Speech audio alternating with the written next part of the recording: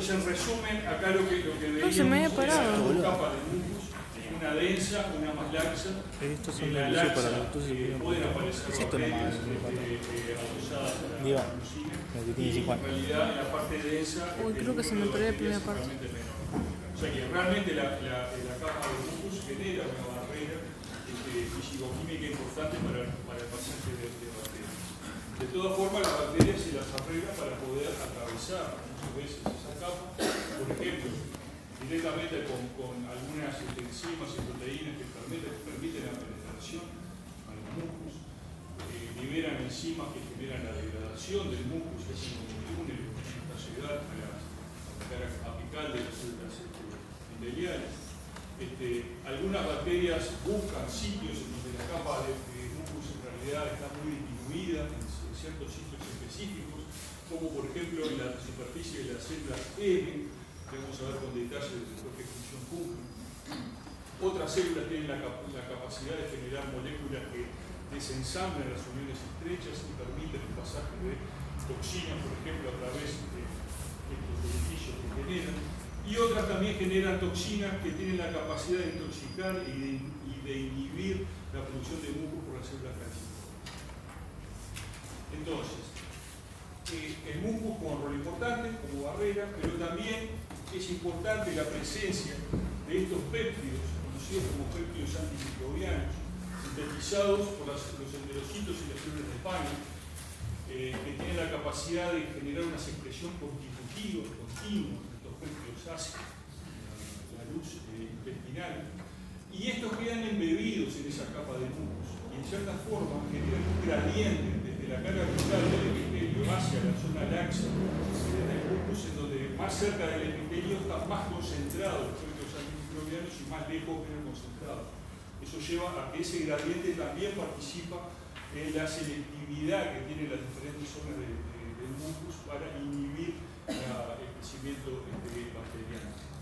Los enterocitos tienen capacidad de interaccionar con patrones moleculares asociados a patógenos, o sea que tienen receptores tipo TLR, por ejemplo, y otros tipos de receptores, lo cual, cuando sucede esto, incrementa notablemente la producción de péptidos antimicrobianos. Es decir, el enterocito, desde el punto de vista inmunológico, actúa como una célula del sistema inmune innato. ¿Sí? Tiene capacidad de reconocer estructuras presentes en patógenos a través de receptores del sistema innato, que son receptores específicos del sistema adaptativo, y también tiene la capacidad de integrar esa información y responder con la secreción de cosas, por ejemplo, péptidos antimicrobianos, que después vamos a ver que también sintetizan y secretan algunas proteínas. Estos péptidos comprenden diferentes moléculas de las familias de las defensinas y de las catequicidinas. Son pequeños péptidos, usualmente cargados positivamente, que tienen la capacidad de interaccionar con las membranas celulares bacterianas y alterar la estructura de membrana y causar la lisis mediante este mecanismo. Otras enzimas que produce el enterocito, por ejemplo la lisosima, que es una enzima que tiene la capacidad de hidrolizar péptidos glicanos de la pared celular bacteriana y producir la lisis de la bacteria. También se produce lactoferrina, que tiene la capacidad de unirse al hierro, que está presente a nivel de la luz intestinal, y priva a los microorganismos del mismo, por lo cual genera una inhibición de su crecimiento. La lactoferrina también tiene un efecto lítico directo, no se sabe bien por qué mecanismo, y tiene una capacidad de activar neutrófilos, macrófagos y células naturales. Siguiendo con los mecanismos de barrera, tenemos lo que se conoce como la continuidad del epitelio como barrera, y principalmente diferentes tipos de uniones que existen célula-célula con la unión estrecha, que son claudides, formadas por claudina y claudinas, la unión adherente, que son adheres, formado principalmente por la E-caderina y la beta-catenina, y finalmente los desmosomas, o maculaderes, formados por desmocolina y desmodeína. Estas uniones, en realidad, son uniones que pueden ser moduladas o tuneadas por la respuesta inmune. Citoquinas proinflamatorias como TNF-alfa y interferón gamma tienen capacidad de relajar las uniones estrechas incrementando su permeabilidad. En tanto que citoquinas antiinflamatorias, interleuquina 10, TGF-beta, incrementan la resistencia al pasaje de macromoléculas, aumentando la fuerza de unión entre estas proteínas. Entonces, las células epiteliales, actuando como células del sistema inmune innato, tiene la capacidad de activarse por contacto con microorganismos a través de sus TLRs. El patrón de expresión del TLR por enterocito presenta algunas características particulares. Es baja en condiciones basales, en ausencia de infección. El TNF-alfa y el interferón gamma aumentan la expresión, por ejemplo, del TLR4. Citoquinas de tipo TH2, interleuquina 4, interleuquina 13 disminuyen la expresión del TLR4. Es decir, que se puede modular la expresión de los TLR de acuerdo al tipo de respuesta que se está generando a nivel de la mucosa intestinal. El TLR3, el 4 y el 5 se expresan preferencialmente en la membrana vasolateral de los enterocitos, más que en la membrana apical. Y esto es muy importante porque a nivel de la membrana apical, esa membrana es la que está en contacto con la luz intestinal, es la que está en contacto directo con los microorganismos. Que estos TLR estén en la membrana vasolateral es muy importante, porque en realidad lo que van a censar son aquellos microorganismos que lograron pasar hacia el interior. ¿Sí? Entonces van a observar al enterocito desde adentro, no desde afuera. Por eso principalmente se ubican en ese sitio. ¿Están debajo de la unión? Debajo, claro, debajo de las uniones, en todo lo que es la membrana vasolateral. Existen en algunos casos, se ha estudiado, esto todavía no se entiende bien cuál es el mecanismo, existen TLRs en donde lo que está polarizado no es la presencia del TLR, sino la función del TLR. Lo explico un poco mejor. Existen TLR que se expresan tanto en la membrana apical como en la vasolateral. ¿El TLR3 no era un receptor tipo todo endosoma? Claro, pero sí, pero lo que pasa es que lo que importa acá es la ubicación que tiene a nivel de la topología celular. Es decir, no están ubicados a nivel de la membrana apical, es decir, cercanos a la membrana apical, sino que están ubicados cercanos a nivel de la membrana vasolateral. Es correcto lo que decís, son TLRs de tipo endosómico, pero que se ubican adyacentes a la membrana vasolateral. Es decir, los tipos de microorganismos que detectan, digamos, o de patrones que detectan, entran por la membrana vasolateral. Esto, lo de la polarización funcional, esto es importante porque se han detectado TLR que están presentes en la cara apical y TLR que están presentes en la cara vasolateral, y los que funcionan son los que están presentes en la cara vasolateral y no los que están presentes en la cara apical. No se entiende bien cuál es el mecanismo, pero claramente el mecanismo de traducción de señal tiene una inhibición polarizada sobre lo que están en la cara apical. Entonces, la célula epitelial tiene la capacidad de activarse, ¿sí? Y frente a la activación tiene la capacidad de generar una respuesta, ¿sí? Básicamente definida por la expresión de ciertas citoquinas o quimioquinas. Por ejemplo, tiene la capacidad de secretar interleuquina 8, que es una quimioquina que atrae neutrófilos al sitio de infección, interleuquina 1, interleuquina 6, que atraen leucocitos, estimulan los fagocitos y activan a los mastocitos. Expresan también el factor estimulante de colonias de granulocitos y monocitos, que es muy importante en la prolongación de la sobrevida de neutrófilos, eosinófilos, monocitos y macrófagos. También tiene la capacidad de expresar interleuquina 7 y interleuquina 15. La interleuquina 15 es una citoquina muy importante, ya que promueve la supervivencia y activa la proliferación de los linfocitos intraepiteliales. ¿Sí? Juega un rol muy importante en algunas patologías autoinmunes de la mucosa. También a nivel de los mecanismos innatos, a nivel de la mucosa, es importante la presencia de macrófagos que están localizados a nivel de la lámina propia. Estos macrófagos tienen ciertas particularidades, como una alta capacidad fagocítica, microbicida, pero una limitada capacidad de producir citoquinas y proteínas inflamatorias. Y también una alta capacidad de producir factores de crecimiento usados en la reparación del tejido lesionado.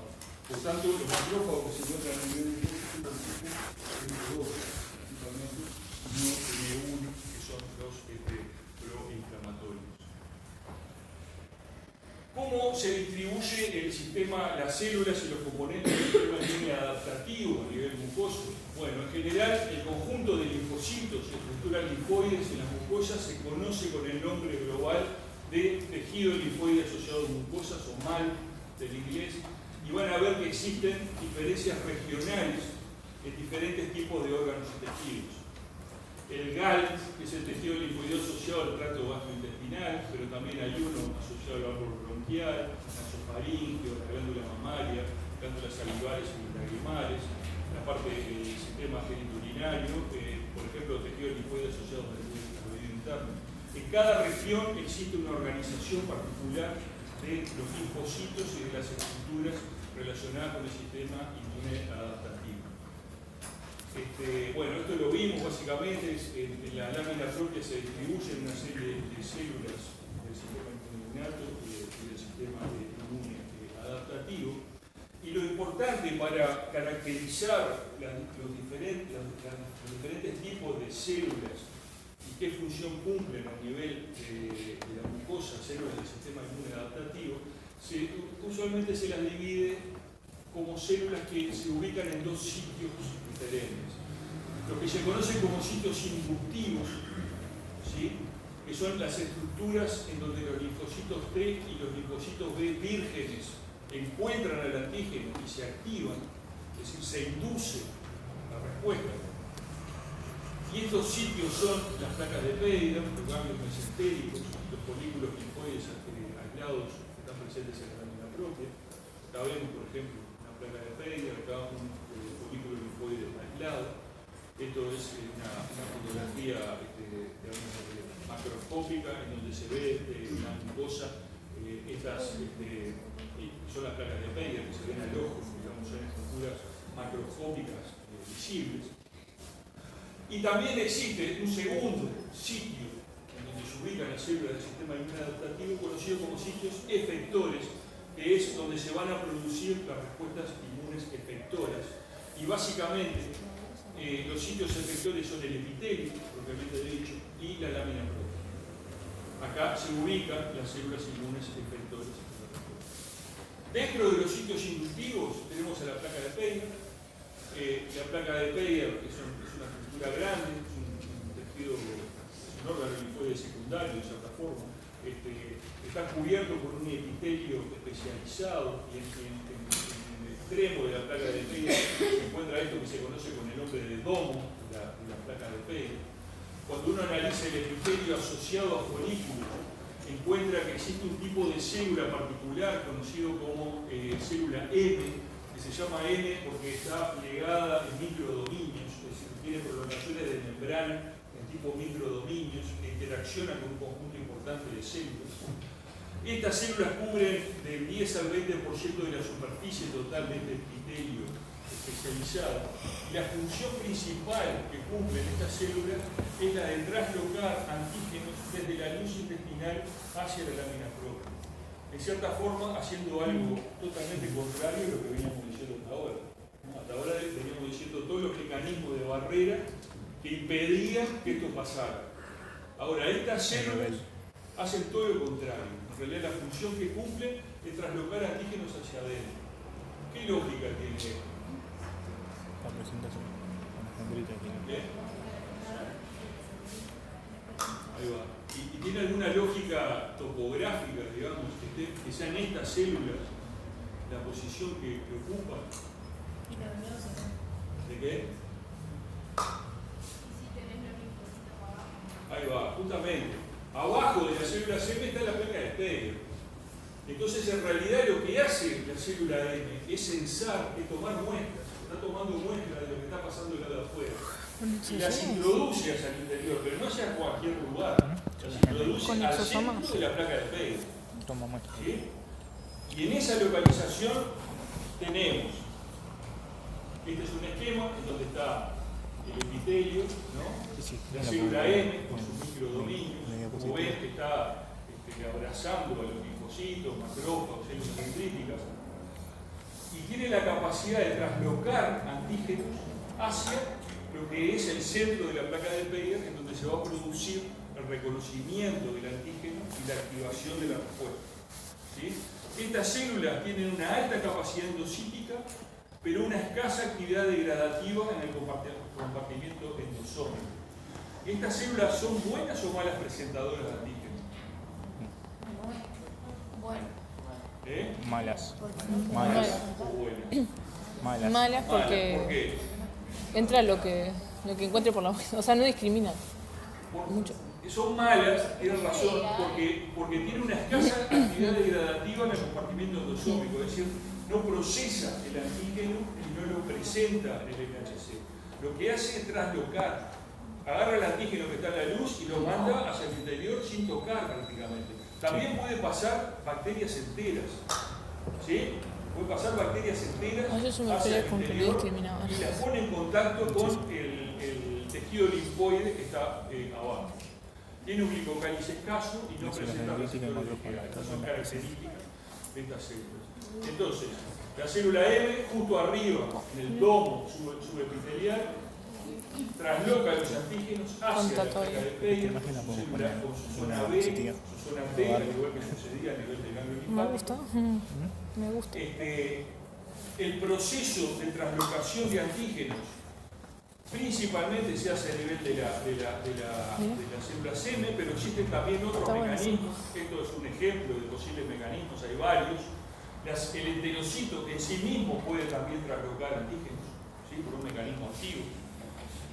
Existen células dendríticas con la capacidad de emitir prolongaciones, en cierta forma emitir como antenas hacia la luz, y esas puntas de antenas tienen la capacidad de sensar a partir de receptores que están en la membrana celular dendrítica y señalizar a través de esa antena hacia el cuerpo celular y generar una respuesta de citoquinas en la activación de los linfocitos.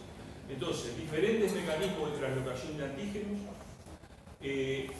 Existen también bacterias que tienen la capacidad de utilizar estos mecanismos de translocación en su estrategia de invasión, en su estrategia de infección.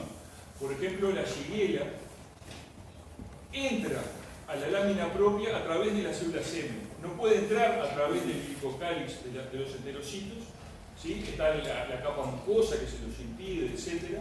Pero sí puede entrar a través de las células M. Se trasloca la bacteria entera, pasa a la lámina propia y ahora infecta al enterocito por su cara vasolateral. ¿Sí? Y una vez adentro del enterocito tiene la capacidad de invadir las células vecinas, generando una fuerte respuesta inflamatoria con la liberación de interleuquina 8, atracción de neutrófilos, generación de una colitis aguda. ¿Sí? Muchas bacterias utilizan mecanismos fisiológicos que se usan en otros procesos para invadir y para infectar.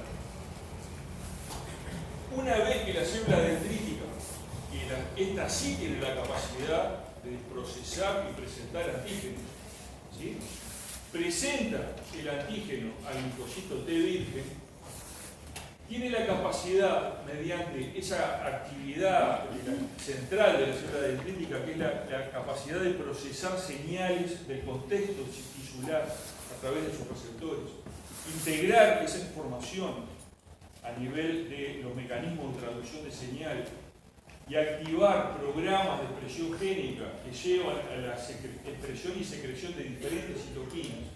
Es decir, esta célula que lee el contexto y genera respuestas en función del contexto que lee, tiene la capacidad de activar al linfocito T hacia diferentes subpoblaciones, ¿sí? Efectoras, memorias, pero subpoblaciones que vieron cuando vieron respuesta celular, como por ejemplo subpoblaciones TH1, TH2, TH17, las T helper folliculares, y está faltando acá la línea de las T reguladoras inducidas. ¿Sí? La célula dendrítica en diferentes contextos puede generar, puede activar al linfocito virgen y transformarlo en un linfocito T regulador inducido periférico. Existen otro tipo de células a nivel de la mucosa que son muy importantes en mucosa y que de hecho se están entendiendo su funcionamiento desde hace relativamente poco tiempo, que se conocen como células linfoides innatas, ¿sí? Que se localizan principalmente a nivel de la barrera mucosa. Son importantes en la protección frente a patógenos y el mantenimiento de la homeostasis. Se agrupan en linajes similares a los de los linfocitos T. En el caso de, por ejemplo, las CNK son similares a los linfocitos T citotóxicos o a las natural killer. Las ILC1 expresan el factor de transcripción TB, que era el factor de transcripción que se expresaba en el TH1. Las ILC2 expresan el GATA3, ¿sí? Típico de TH2, y las ILC3 expresan el error gamma T, que era característico de la TH17. Pero estas células son del sistema inmune innato porque no expresan receptores específicos, no expresan ni receptores T, ni anticuerpos, ni inmunoglobulinas. ¿Sí? Son de origen linfoide, pero sin receptores del sistema inmune adaptativo, pero que tienen fenotipos, es decir, patrones de expresión de citoquinas similares a TH1, TH2 y TH17. Una vez que se activa el linfocito virgen a nivel de la mucosa por la célula dendrítica, este linfocito también expresa proteínas de superficie, como por ejemplo esta integrina alfa 4 beta 7, que tiene la capacidad de reconocer a este ligando, MADCAM, que es un ligando que se expresa principalmente a nivel de la mucosa. O sea que el linfocito que se activa va a generar una molécula, una integrina, con capacidad de unir ligandos que están en la mucosa. Esto es muy importante porque una vez que se activa el linfocito virgen, se transforma en linfocito efector, en alguna población efectora. Este linfocito pasa a la circulación, pero después vuelve al tejido con el cual tiene capacidad de interaccionar. Entonces, un linfocito que se activa en mucosa vuelve a la mucosa. Estos receptores se conocen como receptores de homing también, que es algo así como de vuelta a casa. ¿Sí? Quedan marcados en ese sitio y después de la recirculación vuelven al sitio donde fueron activados. No quiere decir que si se activó en una parte de la mucosa vuelvan a esa parte de la mucosa, vuelven a la mucosa en general. Entonces, en cierta forma se distribuyen a nivel mucoso, porque un poco la lógica es, si en algún momento un patógeno entró por esa vía y activó el sistema, tenemos que generar una memoria en el conjunto de la mucosa. Otra integrina parecida es la alfa E beta 7. Esta integrina se une a la E-cadenina. ¿Se acuerdan que la E-cadenina era una de las proteínas de las máculas adherentes, ¿sí? Que están entre las células epiteliales? Esta integrina se expresa en aquellos linfocitos que van a dar lugar a los linfocitos intraepiteliales, ¿sí? Esa integrina después se va a localizar ahí, donde está el epitelio, no a nivel de la lámina propia. El MADCAM se expresa en células que están presentes y estructuras extracelulares que están presentes en la lámina propia. También se expresa un receptor de quimioquinas, el CSR9, que es el receptor de la quimioquina CCL25. Y acá vemos un ejemplo comparativo entre lo que pasa en la mucosa intestinal, la activación de la célula dendrítica, que libera, en el caso de la mucosa, secreta ácido retinoico. Parecería ser una molécula importante para la expresión de estas integrinas y receptores de quimioquinas. Y lo que pasa en la piel. En la piel, la célula dendrítica también activa el linfocito T, pero en el contexto de la piel, la célula dendrítica secreta no ácido retinoico, sino un derivado de la vitamina D. Y esto lleva a que el linfocito T virgen activado exprese, en vez de estas integrinas, otras que son marcadoras de homing hacia la piel. ¿Sí? Lo que se activa en piel circula y después vuelve a la piel. Entonces, esto resume un poco esto, el tráfico linfocitario de linfocitos activados en mucosa. Y vemos acá que aquellos linfocitos que expresan alfa 4 beta 7 van a interaccionar con MADCAM1 a nivel de la lámina propia, y aquellos que expresan alfa E beta 7 van a interaccionar con la E-cadenina que está presente en las uniones intercélulas epiteliales y van a dar lugar a los linfocitos intraepiteliales. Estos linfocitos, los intraepiteliales que se muestran en esta figura, acá vemos las células, los heterocitos, el glicocálix, en amarillo, estos linfocitos que se ubican realmente adentro del epitelio, representan una primera línea de defensa a nivel intestinal. Tienen actividad citotóxica, destruyen células epiteliales estresadas, dañadas o infectadas, preservando la integridad del epitelio. La muerte por citotoxicidad es una muerte ordenada, es una muerte que se puede decir quirúrgica, en el sentido que se mata la célula individual sin generar una respuesta inflamatoria en el entorno. ¿Sí? Se elimina específicamente lo que la célula contacta, se liberan las perforinas, esa célula se muere por apoptosis y los restos son de cierta forma procesados por células fagocíticas o descamados hacia la luz, y no se genera más nada en el entorno. Son muy importantes justamente para eliminar células que han sido dañadas o infectadas. Modulan la cinética de renovación de las células epiteliales y tienen también la capacidad de secretar citoquinas antiinflamatorias, contribuyendo a la generación de mecanismos heterogénicos a nivel de la mucosa. Y son muy importantes en la regulación de la tolerancia hacia antígenos dietarios. Existen diferentes fenotipos de linfocitos intraepiteliales, expresan receptores de tipo TCR, alfa beta o gamma delta, diferentes tipos de moléculas CD8, alfa beta, alfa, etc. Y abajo se muestran dos mecanismos, como ejemplo, dos mecanismos de acción de estos linfocitos. Un heterocito infectado por un virus.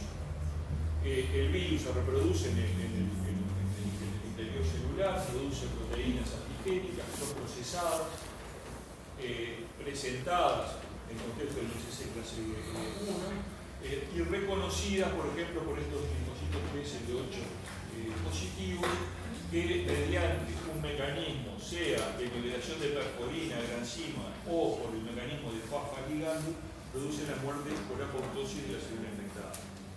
El otro mecanismo implica, por ejemplo, lo que sucede no con infección, sino con daño celular debido a toxinas, a péptidos, por ejemplo, el péptido de la gliadina, un tipo de péptido particular que juega un rol importante a nivel de la enfermedad celíaca, que es tóxico, se dice que son péptidos tóxicos para los heterocitos, que generan un daño a nivel celular. Una célula dañada, estresada, envejecida, tiene la capacidad de expresar en su superficie receptores o proteínas asociadas al daño, dos de los cuales son las proteínas MIC-A y MIC-B, que se expresan en la membrana cuando la célula está mal, está dañada, está alterada. Y estas proteínas MIC-A, MIC-B son reconocidas por un tipo de receptores, no T, no son receptores T, que no son del sistema adaptativo, sino que son receptores que están en la membrana de los linfocitos, pero son inespecíficos, conocidos como NKG2D, y la interacción de MIC-A o MIC-B con NKG2D genera la activación del linfocito, la liberación de perforina y la muerte de la célula también por apoptosis. Es decir, sea por un mecanismo de infección o por un mecanismo de daño, los linfocitos intraepiteliales tienen la capacidad de eliminar las células que están alteradas. MIC-A AB no expresa solo si la célula está infectada. Está alterada. Sí, son proteínas de estrés, se llama así en general, o de daño. Pero los natural killers no lo toman también como una célula alterada. También la natural killer tiene la capacidad de expresar. Lo que pasa es que la natural killer no llega a ese nivel. Es decir, estos están adentro del epitelio, están por encima de la membrana basal. Están ubicados en una región en donde hay, de hecho, están los heterocitos y esta célula, nada más. Las células dendríticas del tejido linfoide asociado a la mucosa gastrointestinal ponen en marcha un conjunto de mecanismos que tienden a controlar la respuesta frente a microorganismos comensales, es decir, no patógenos, y frente a antígenos dietarios. Esto lo vamos a ver con un poco en detalle cómo es que pasa esto a continuación. Tienen la capacidad de inducir la delección o la inactivación de células T contra estos microorganismos. También tienen la capacidad de producir citoquinas antiinflamatorias, interleuquina 10, TGF-β, la capacidad de inducir la expansión de linfocitos T regulatorios naturales, generosos del intestino, ¿sí?, que se expande a nivel mucosa por activación de las células dendríticas, y la capacidad también de inducir la diferenciación de células CD4 vírgenes en linfocitos T reguladores inducibles intestinales. En esta figura se muestran dos situaciones diferentes a nivel de la mucosa intestinal. La primera es una condición de homeostática, es decir, la mucosa intestinal en condiciones normales, sin ningún tipo de alteración. El enterocito está sensando a través de sus receptores, tanto cuestiones que pasan en la luz como en las membranas vasolaterales, está todo bien, no hay ningún problema. El enterocito en estas condiciones expresa y secreta una hormona en realidad conocida como linfopoietina del estroma tímico, que es un nombre que en realidad no tiene nada que ver con el enterocito, pero se llama así. La secreta el enterocito, y esta hormona interacciona con la célula dendrítica y genera a nivel de la célula dendrítica la diferenciación, digamos, de esta célula hacia un fenotipo de tipo tolerogénico, ¿sí? Una célula que no está activada, y esta célula dendrítica en situación tolerogénica, con la capacidad también de estar sensando moléculas en el interior, en la luz, digamos, intestinal, la capacidad de integrar todas las señales que está recibiendo del tejido en una condición de homeostasis. Esta célula dendrítica en estas condiciones genera un tipo de respuesta caracterizada por la secreción de citoquinas, interleuquina 10 y TGF-β. Es decir, genera una respuesta antiinflamatoria en esa situación, lo cual lleva a que los linfocitos T vírgenes activados por estas células generen subpoblaciones de tipo TH2, TH3, que es una subpoblación reguladora, o TR1, que es una subpoblación reguladora. ¿Qué pasa en casos, por ejemplo, de infección o de rotura de la barrera? Las bacterias tienen capacidad de entrar, pueden interaccionar con receptores tipo PLR a nivel de la membrana vasolateral de los enterocitos. El enterocito empieza a generar un tipo de respuesta proinflamatoria, secreta de interleuquina 1, interleuquina 6, interleuquina 8, interleuquina 15. El contexto inflamatorio tisular a nivel de la lámina propia hace que esta célula dendrítica, en vez de tener un fenotipo tolerogénico, pase a tener un fenotipo de célula dendrítica activada. Esta célula dendrítica activada, madura, tiene la capacidad de presentar antígenos al linfocito T virgen y derivar hacia subpoblaciones de tipo TH1 o TH17. Esto en realidad no es todo o nada, en realidad en condiciones de homeostasis predominan los T-RED, pero también existen linfocitos TH17, y en condiciones de inflamación y injuria predominan los TH1 o TH17, pero también existen los reguladores. Es decir, lo que cambia es el gatillo de la balanza, pero digo, no quede el concepto que es una respuesta de tipo todo o nada. ¿Qué sucede con los linfocitos B a nivel de mucosa? Bueno, el linfocito B se activa a nivel de los folículos linfoides que están presentes, por ejemplo, a nivel de la placa de Peyer, que es muy parecido a lo que sucede con el linfático. Esto ya lo vimos, no lo vamos a repetir. ¿Sí? Se activan, proliferan, mutan. Pero en la mucosa, la citoquina que predomina es el TGF-β. ¿Sí? Es una de las citoquinas predominantes en una situación de homeostasis. ¿Sí? La citoquina predominante es TGF-β, y por eso es que mayoritariamente los linfocitos cambian de clase hacia plasmocitos que secretan IgA. El TGF-β es la citoquina que activaba, ¿se acuerda?, el cambio de clase desde IgM a IgA. Por tanto, la gran mayoría de los anticuerpos secretados son estos tipos IgA. A nivel de la expresión de integrinas y de receptores de quimiotinas pasa lo mismo que con los linfocitos T.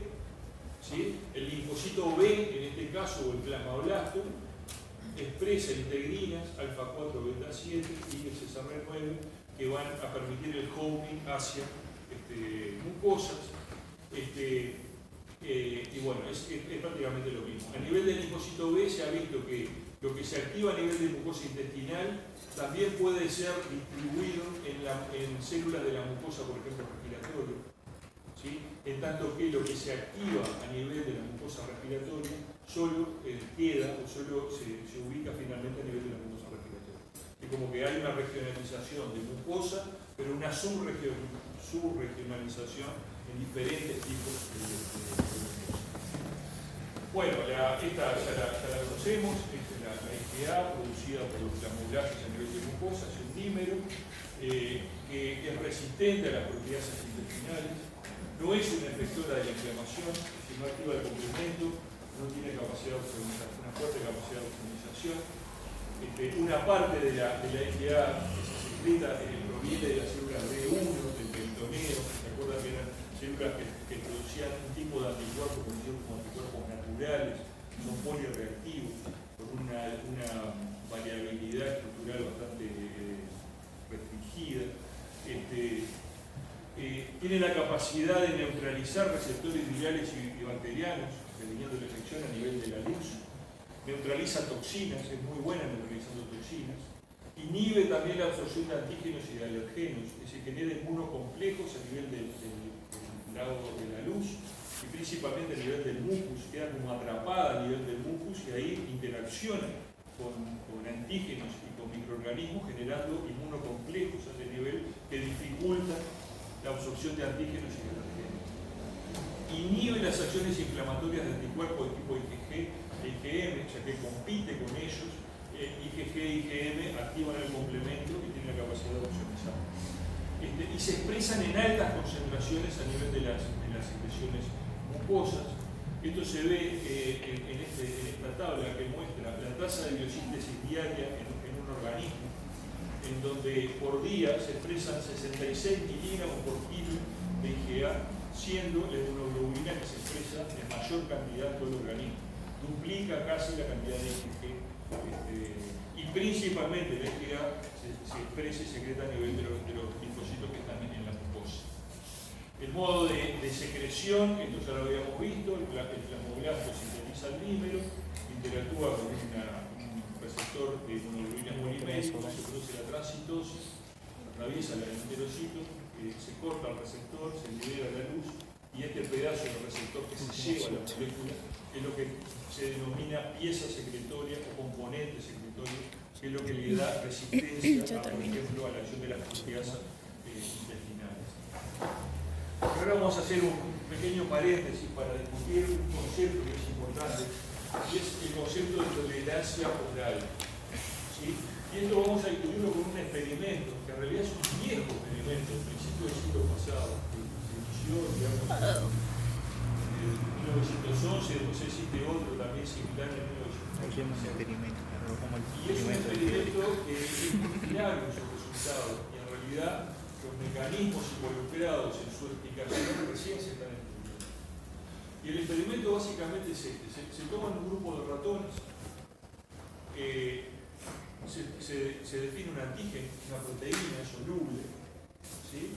Se la inyecta por un protocolo de inmunización sistémico. Eso quiere decir, por ejemplo, que se inyecta la proteína por vía subcutánea, se distribuye a nivel de la economía del ratón, se deja pasar un tiempo para que la respuesta se genere, y un tiempo después, definido, siempre el mismo, se produce una segunda inmunización, pero esta vez es por vía oral. Se deja pasar un tiempo después de la segunda inmunización y se mide como una forma, un indicador de medición de la respuesta, el título de anticuerpos en el suelo. ¿Sí? Se mide anticuerpos específicos contra el antígeno que se usó, y esto es lo que se grafica en esta columna. ¿Sí? La cantidad, un título elevado, digamos. La segunda parte del experimento consiste en otro grupo de ratones iguales, de la misma edad, de la misma cepa, etc. El mismo antígeno. Pero en vez de inmunizar inicialmente por vía sistémica, se inmuniza por vía oral. Esta inmunización es igual a esta, la misma cantidad de antígenos, la misma vía, todo. Se deja pasar este tiempo y se realiza una segunda inmunización por vía sistémica. Se deja pasar el tiempo, se mide el núcleo de anticuerpos y la respuesta es esta. ¿Sí? Por un lado tenemos una alta respuesta de anticuerpos y por el otro lado tenemos una baja respuesta de anticuerpos. Lo único que se cambió fue el orden, ¿sí? El orden de la inmunización. La cantidad de proteína exógena que se puso es la misma en los dos ratones, lo único que se cambió fue el orden. ¿Cómo explicamos esto? ¿Cómo podemos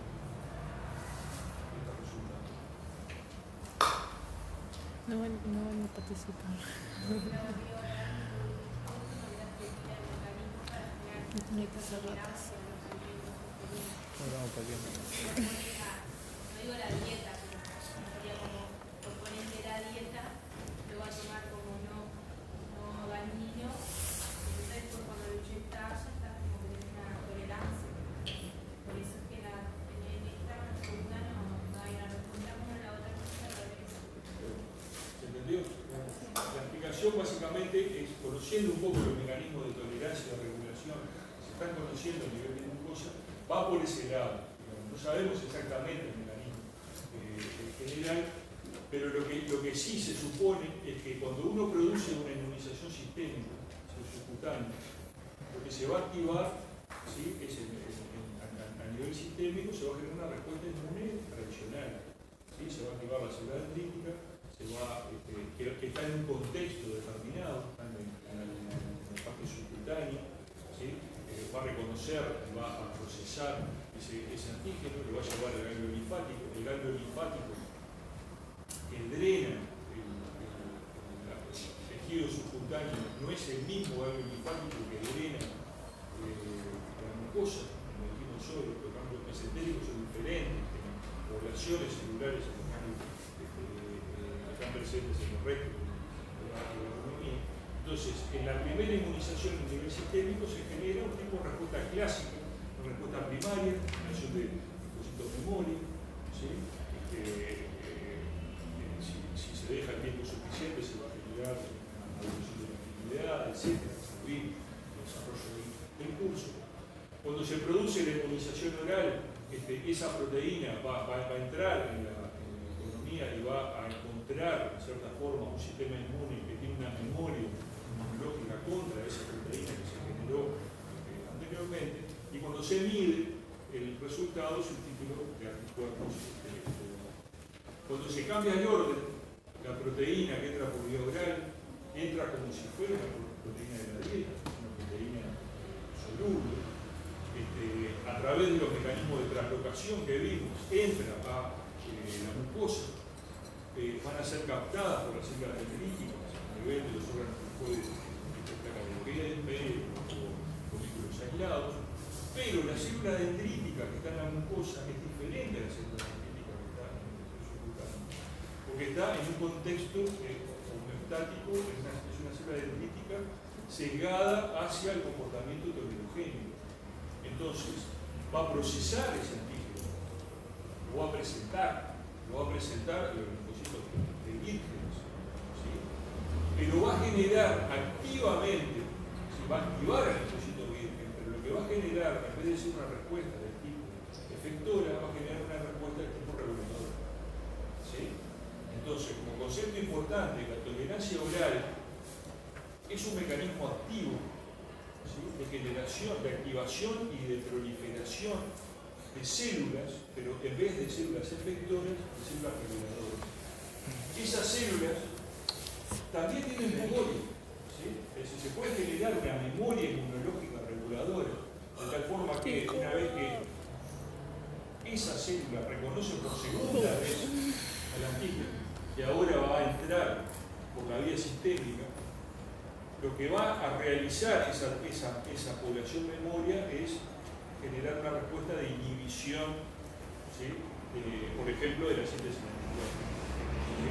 Entonces, acá el orden es importante y los mecanismos involucrados tienen que ver con el sitio en donde el antígeno, la proteína, es reconocido por el sistema. Esto es un ejemplo típico de regionalización de la respuesta inmune. No es lo mismo lo que pasa en la piel que lo que pasa en la mucosa intestinal que lo que pasa en la mucosa respiratoria.